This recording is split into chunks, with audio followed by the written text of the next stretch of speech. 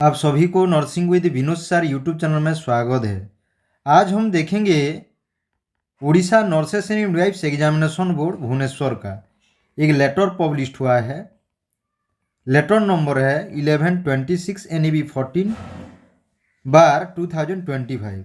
Date है 8 दिसंबर 2025। Director capital hospital Bhubaneswar, all CDM PHO CM और CMO राउरकेला।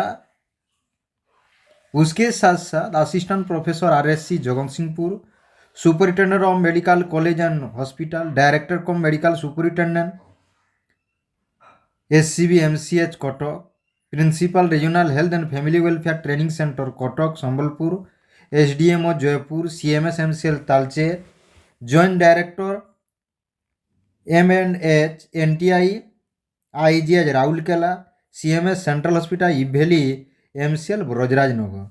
सब्जेक्ट क्या है?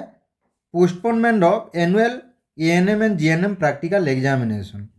माने ANM आउ GNM जो प्रैक्टिकल एग्जामिनेशन एनुअल जो एनुअल ANM GNM जो प्रैक्टिकल एग्जामिनेशन थिला सेटा पोस्टपोन हो जाइए।